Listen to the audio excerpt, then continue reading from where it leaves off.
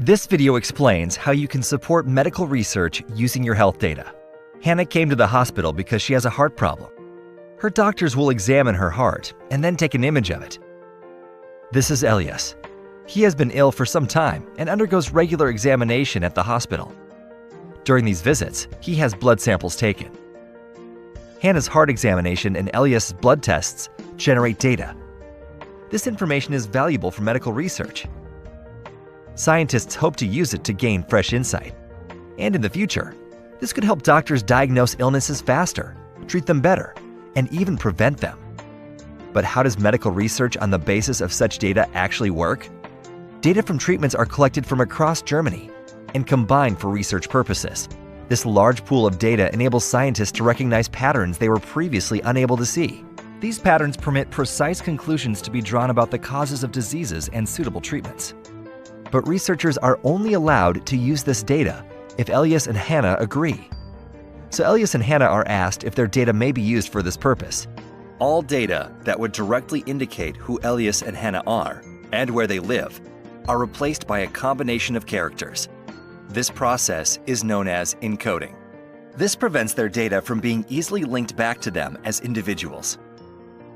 The encoded data are then made available to research institutions, universities, and companies with R&D activities. These organizations are subject to European data privacy legislation that protects citizens' rights, or to comparable legislation. Before research can be performed using Hannah's and Elias's data, a panel of experts and an independent ethics committee must give their approval. Elias and Hannah are given a patient information sheet and a consent declaration form. These documents also draw attention to the risks associated with the use of their data. Hannah and Elias read these carefully before making a decision. A specially trained member of hospital staff answers any questions they may have.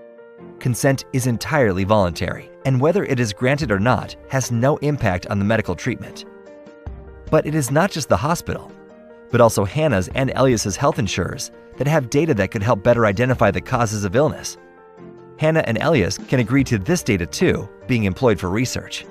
Elias can also consent to his blood samples being used in medical research. Blood is a biological material and can be examined in a number of ways. For example, it is possible to perform standard lab tests, identify pathogens, and analyze genetic data. Hannah and Elias can decide whether they are willing to be contacted if the researchers have follow-up questions or find potential indications of other illnesses. If so, they will be told by hospital staff and no one else. With Hannah's and Elias's consent, their treatment data can be collected for research work for the next 5 years. After this period, Elias and Hannah are asked to renew their consent. Hannah's and Elias's data are stored for 30 years.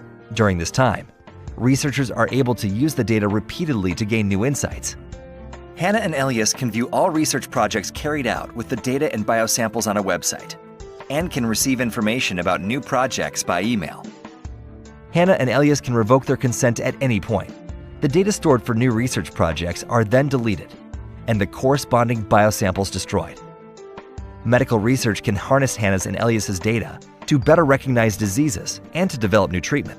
Scientists hope that this will allow them to provide better, faster help to many patients throughout Germany. For further information, please visit our website